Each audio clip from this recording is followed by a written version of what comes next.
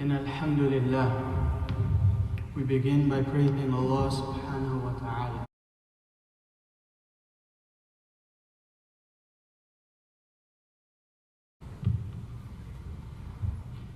Alhamdulillah, we begin by praising Allah subhanahu wa ta'ala. Nahmaduhu wa nasta'inuhu wa nastaghfir. We praise Him, Allah subhanahu wa ta'ala. And we seek forgiveness from Allah subhanahu wa ta'ala. And we seek assistance only from Allah subhanahu wa ta'ala. وَنَعُوذُ بِاللَّهِ مِنْ شُرُورِ أَنفُسِنَا وَمِنْ سَيِّئَاتِ أَعْمَالِنَا.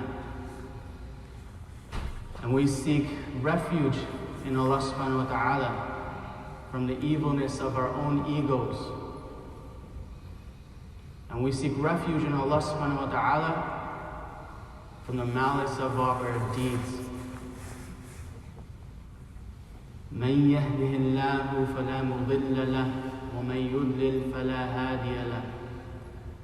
And whomever Allah subhanahu wa ta'ala guides to al-Islam, none can be misguided. And whomever Allah subhanahu wa ta'ala allows to be led astray, none can be guided. وَأَشْهَدُ أَنْ لَا إِلَهَ إِلَّا اللَّهُ وَحْدَهُ لَا شَرِيكَ لَهُ. And I bear witness that there is no deity, there is no God worthy of worship in truth except Allah subhanahu wa ta'ala. وَأَشْهَدُ أَنَّ مُحَمَّدًا عَبْدُهُ وَرَسُولُهُ. And I bear witness that Muhammad ibn Abdullah, Rasulullah sallallahu alayhi wa sallam, is his final messenger and slave. يا أيها الذين آمنوا اتقوا الله حق تقاته ولا تموتن إلا وأنتم مسلمون. O you who believe, fear Allah subhanahu wa ta'ala as He should be feared, and die not except in a state of al-Islam. يا أيها الناس اتقوا ربكم الذي خلقكم من نفس واحدة وخلق منها زوجها وبث منهما رجالا كثيرا ونساء واتقوا الله الذي تساءلون به والأرحام إن الله كان عليكم رقيبا. O mankind, fear Allah subhanahu wa ta'ala as He should be feared, the one who created you from a single soul, and from that soul He created his mate, and from the two of them He created many nations who went forth. And fear Allah subhanahu wa ta'ala, the one whom you seek your rights and the one who you seek to ensure that you do not have any rights broken. And do not break the ties of kinship.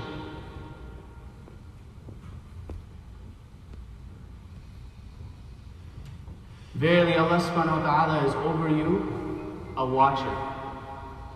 يا أيها الذين آمنوا اتقوا الله وقولوا قولا سديدا يصلح لكم أعمالكم ويغفر لكم ذنوبكم ومن يطع الله ورسوله فقد فاز فوزا عظيما. O you who believe, fear Allah subhanahu wa ta'ala as He should be feared, and speak a statement that is straight to the truth. If you do this, Allah subhanahu wa ta'ala will forgive you your sins and rectify your deeds. And whomever obeys, follows Allah subhanahu wa ta'ala and His Rasul sallallahu alayhi wa sallam has surely attained the great achievement, which is Jannah. فإن أصدق الحديث كتاب الله وخير حدي محمد صلى الله عليه وسلم. Verily, without doubt, certainly, the most truest, the most sahih, authentic narrations, speeches about Allah subhanahu wa ta'ala is His book, the Quran. And the best and the most perfect of guidances is the guidance of His Prophet Muhammad sallallahu alayhi wa sallam. وَشَرُّ الْأُمُورِ مُحْدَثَاتُهَا وَكُلُّ مُحْدَثَةٍ بِدْعَةٍ وَكُلَّ بِدْعَةٍ ضَلَالَةٍ وَكُلَّ ضَلَالَةٍ فِي النَّارِ. The most evil of affairs are the newly invented matters in the religion. Know that every newly invented matter in the religion is an innovation. And understand that every innovation is a misguidance. And every misguidance is in the hellfire. ثُمَّ أَمَّا بَعْدُ. As for what follows, before I begin, can we please have the brothers move forward as much as you can, fill the gaps with each other, touch each other's thighs. We are Muslims, we are brothers. This is our Eid, as authentically reported that the Jumu'ah is an Eid for the believer. So let us enjoy what Allah subhanahu wa ta'ala has blessed us with.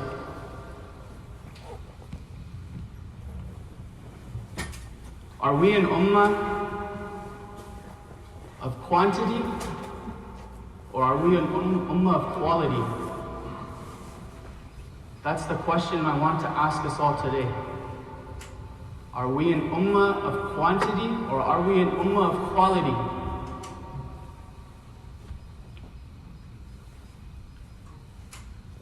You look on the media, you watch videos of da'wah, you'll see many times we brag. We'll brag to the non-Muslim. We are 1 billion Muslims. 1 billion Muslims on this earth.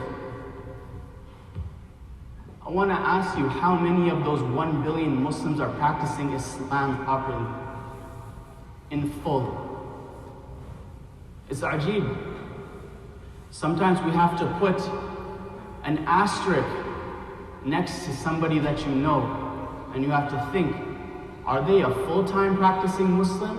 Are they a part-time practicing Muslim? Are they a Jumu'ah Muslim?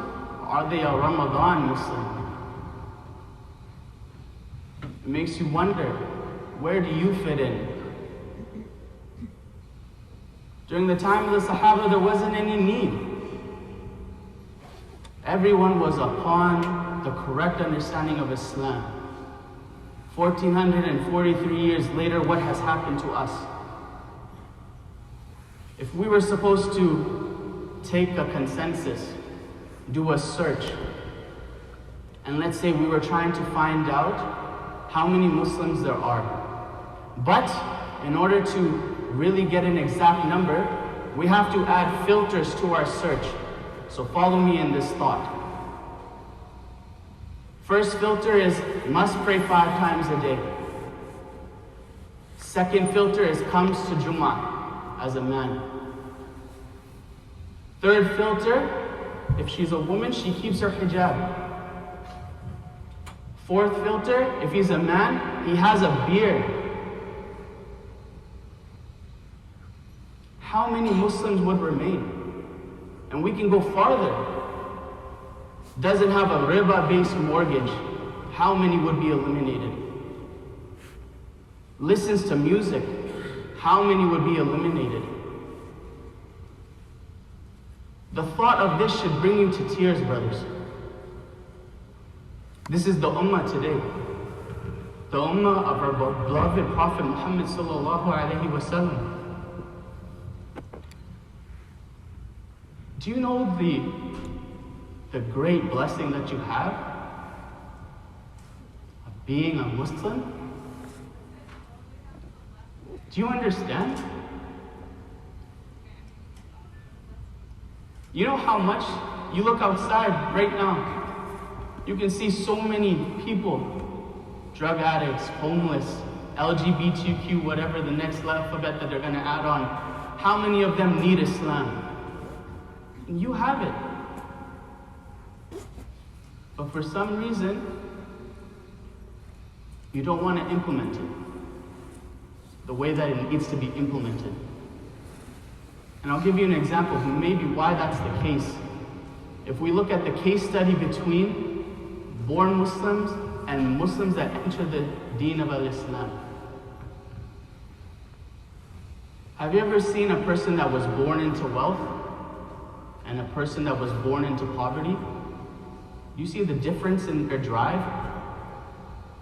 Do you see how the man that's born into wealth, oftentimes you'll see the father complaining of him. Why aren't you doing anything with your life? Why aren't you working hard? Why aren't you striving the way I did to accumulate this wealth so that you could be born into it? And at the same time, the son that's born into poverty, look at his drive. He tells himself, I will never allow my children to be in this kind of a state. I'm going to work hard 7 days a week, 80 hours a week, if I can, just so that he can make sure that the next generation, his wives, they're taken care of. That's the difference between the born Muslim and the revert Muslim. The born Muslim, he's been born into wealth. He has no need to strive, no need to struggle, no need to realize the benefits and the great blessing that he is in. Whereas the revert Muslim, he's hungry. He's hungry for knowledge, hungry for implementing the deen and the sunnah of Rasulullah sallallahu alayhi wasallam. Why is that? What separates the two? That's a question you need to ask yourself, depending on which camp you're in. But it's time to really think, brothers, do you understand the great blessing that you have being part of the Ummah of the beloved Prophet Muhammad sallallahu alayhi wa sallam?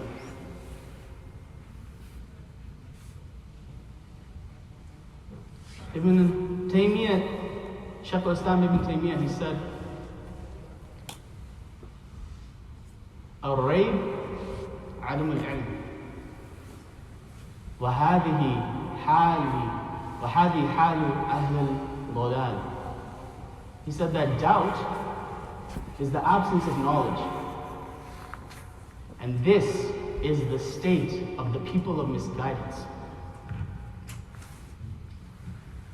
Never before in our Ummah have we had so much knowledge at our fingertips.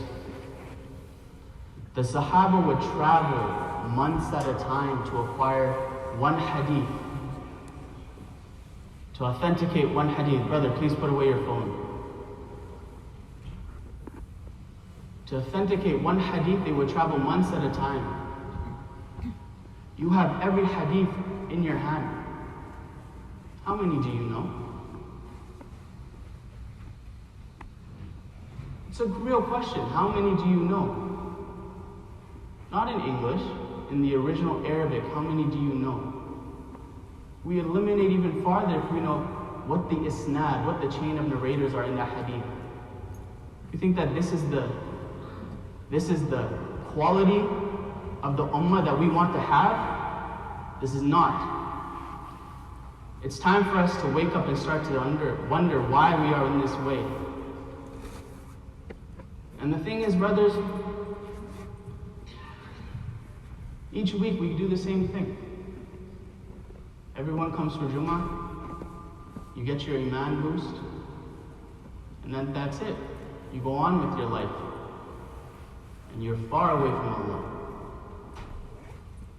You don't care about Him until Ramadan comes.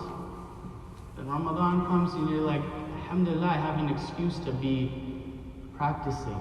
I have an excuse to try and be pious. I can come to the masjid. I can stand the night in Taraweeh with the brothers and the Imam. But it's Ajyal. Same brothers that are there in the masjid for Taraweeh, not there for the same Fajr Salah. And what is more virtuous in the eyes of Allah subhanahu wa ta'ala? That you stand in the night in prayer in Taraweeh, or you come for the 5 daily salah that are fara'id at the masjid. Are we an ummah of quality, or are we an ummah of quantity? This is the question we gotta ask. You know, I was at the supermarket, and I'm dressed like you see me right now. And I'm waiting at the cashier line. And I see a brother in front of me, and I'm looking at him. Fair-skinned brother, but he seemed like he could have been from the Middle East. Kind of had those features.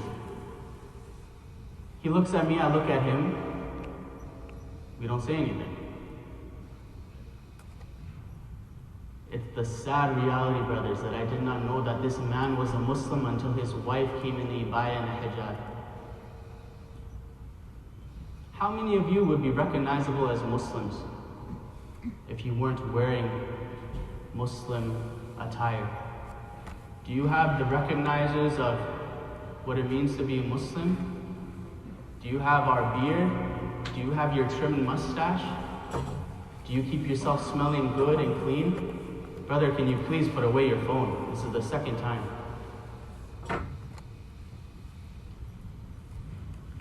Small faidah for this brother here. There's no talking allowed during Jumu'ah, during the khutbah. But the ulama have talked about what is the phone. What about the phone? If you're texting, is that not talking? And this is why they say they equate it to talking. Do you know what happens when you talk during the khutbah? That's your homework, to find out what happens to the person that talks during the khutbah. Carrying on, brothers. Are we an ummah of quality, or are we an ummah of quantity? Do you realize the benefit that you have being Muslim? You know, I'm a revert to Islam. I accepted Islam 8 years ago. When I first came to Islam, it was questionable to me whether all these things that I now know that haram were halal, because all the Muslims were doing it. All the Muslims were smoking. All the Muslims had girlfriends. All the Muslims were eating bacon and eating out, and all the Muslims had no difference in lifestyle from that of the kuffar. This is the ummah of the beloved Prophet Muhammad sallallahu alaihi wasallam. And we've left his way. Do you think if he was amongst us, he would be happy to see the state of affairs? And before you tell me, oh brother, me not implementing Islam only affects me, why do you have such a big problem? It's not the case. And this is why I tell all of you, please seek knowledge of your religion. Because if you did, you would know that it doesn't just affect you, your sins. Yes, it definitely does affect you. It brings you away from Allah. But it also hurts the ummah. During the battle of Uhud, Rasulullah sallallahu alayhi wasallam, he told companions to say, with their archery weapons, their bows and arrows, in the case that they are attacked, then these archers, they could defend the army. But the archers, they saw that they were winning the war. And they saw that there was war booty available to be seized. In our modern time, we saw that there was dunya ready to be seized. So the people, the Sahaba, they disobeyed the Messenger sallallahu alaihi wasallam, and the Muslims were slaughtered. Are Muslims being slaughtered today? You name any country in the world, Muslims are dying in it. You name real countries, Yemen, Libya, Somalia, Myanmar, France. Even in Canada, Muslims are dying. But Muslims are being slaughtered. Why is that the case? Could it have anything to do with our own sins? Could it have anything to do with our disobedience of the Messenger sallallahu alaihi wasallam? Could it have anything to do with when Eid comes, some of us are happy that we don't have to feel tired when we go to work from being up in the night praying Taraweeh? Could it be the case that some of us are happy during the day at work, or when summer comes, we're happy we don't have to pray as soon as Dhuhr sets in. We can wait until we get home, delay it until it's the end of its time. Is it the case that maybe we are just happy at the wrong things when it comes to this religion? It's time for you guys to really take a good look at yourselves. Because wallahi, you don't know the blessing that you have.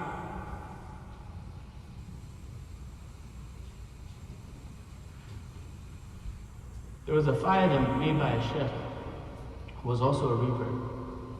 He said, the same thing he said. He said, do you understand the blessing that you have? If you are born Muslim, when your mom, who bore you for 9 months, when your dad, who worked, and the thing is, it's not like today where you have office jobs. He worked. He sacrificed his body for 40 plus years so that you could have food on the table. When your father, your mother, your grandparents, your brothers and sisters, when they die, you can make dua for them. You can give sadaqah on their behalf. You can go for hajj for them. But when a new Muslim's family member dies and they're not Muslim, we have to swallow that pill. And we have to have yaqeen that I know he died upon shirk. I know he died upon kufr. He's burning for the rest of his life. Do you understand the blessing that you have being born on Al-Islam? Are we an ummah of quality or are we an ummah of quantity? Question to you is, what excuse do you have on a day where Allah subhanahu wa ta'ala will be questioning you? You know, your knowledge, what did you do with it? According to the hadith of Nabi sallallahu alayhi wa sallam reported by Abu Hurairah, that you will be asked 3 things. Your knowledge, what did you do with it? Your money, how did you earn it? Was it halal? Was it halal? And where did you spend it? And your body, how did you wear it out? Allah subhanahu wa ta'ala asks you these questions. I hope you have an excuse, brother.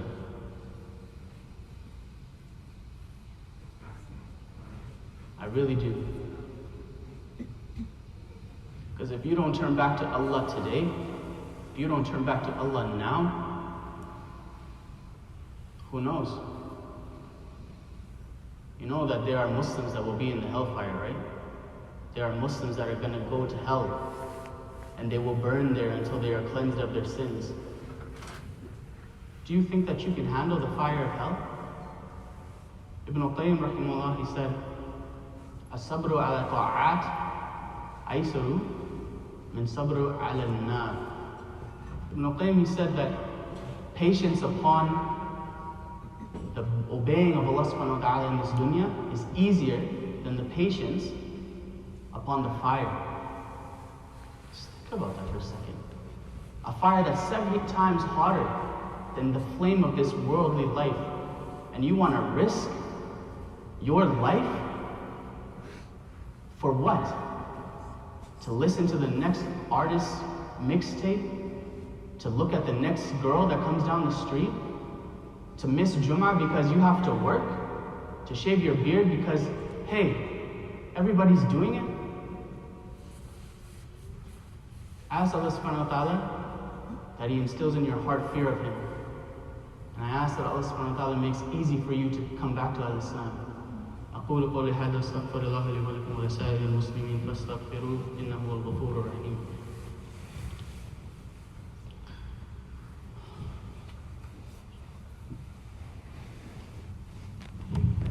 بسم الله الحمد لله والصلاة والسلام على رسول الله وعلى آله وصحبه ومن تلاه وسلم تسليما كثيرا أما بعد. The picture that I painted was quite dire, was it not? But the blessing of Islam is that everybody has hope. Everybody has that ability to turn back to Allah subhanahu wa ta'ala.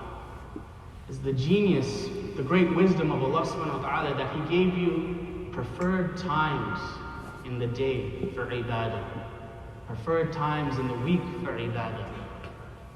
Imagine, all of us perhaps have a job. On your day off, are you staying in tahajjud the night before the morning that you don't have to wake up for work? If your answer is not yes, you are not coming with what's needed of this ummah. If you are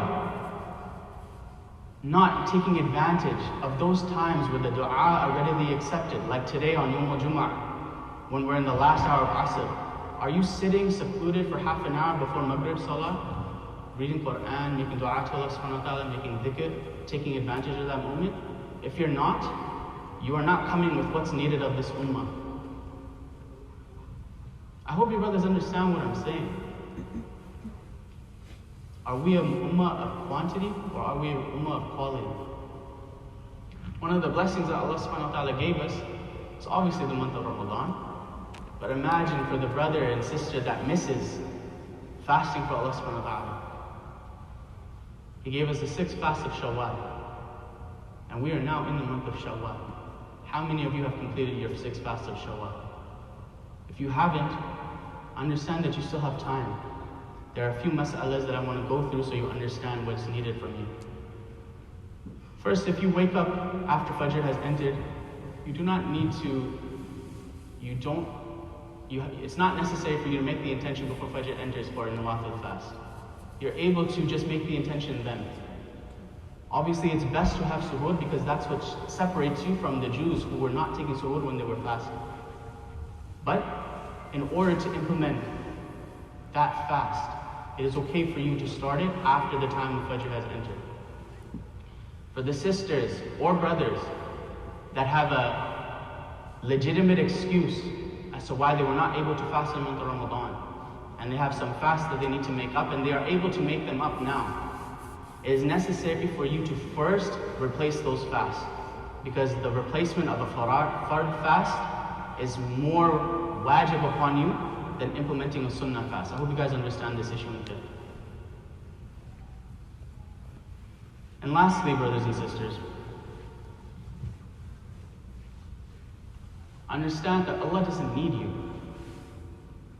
We need Allah. Allah does not need you, we need Allah. So when you stray and you don't implement the deen, and you lose yourself in the affairs of the dunya, it doesn't hurt Allah at all. It just hurts you, and it hurts the Muslim Ummah. So I ask Allah subhanahu wa ta'ala to give us the encouragement, the determination, the istiqamah on al-Islam.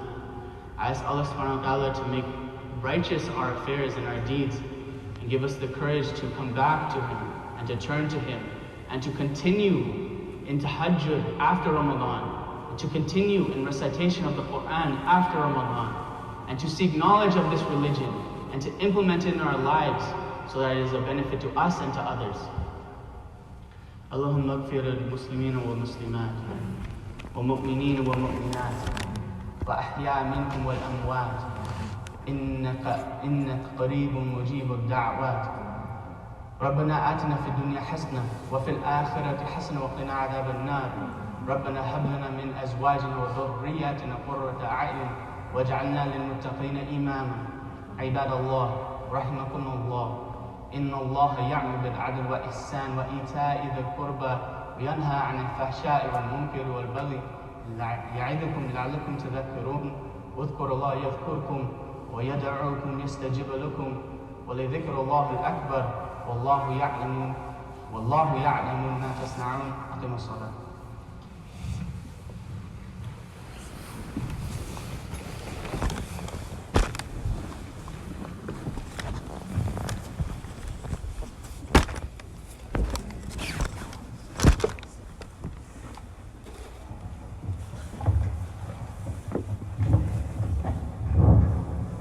الله أكبر الله أكبر. أشهد أن لا إله إلا الله. أشهد أن محمدا رسول الله. حي على الصلاة حي على الفلاح. قد قامت الصلاة قد قامت الصلاة. الله أكبر الله أكبر. لا إله إلا الله.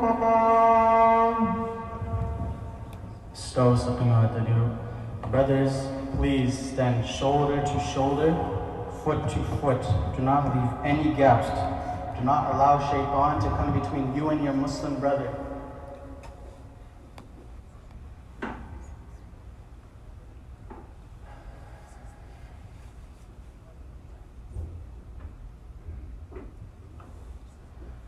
Allahu Akbar.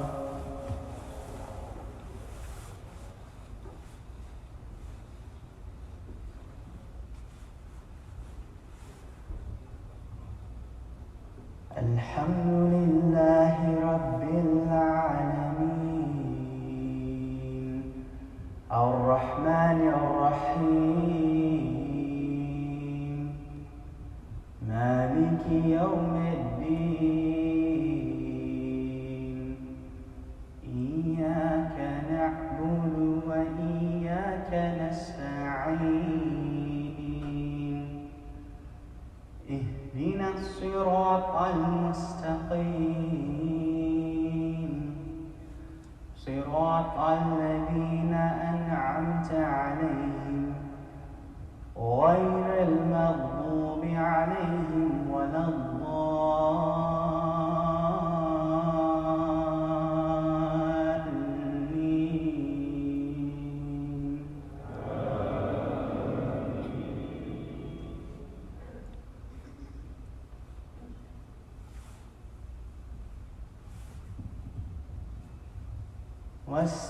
والسماء ذات البروج ويوم الموعود وشاهد ومشهود.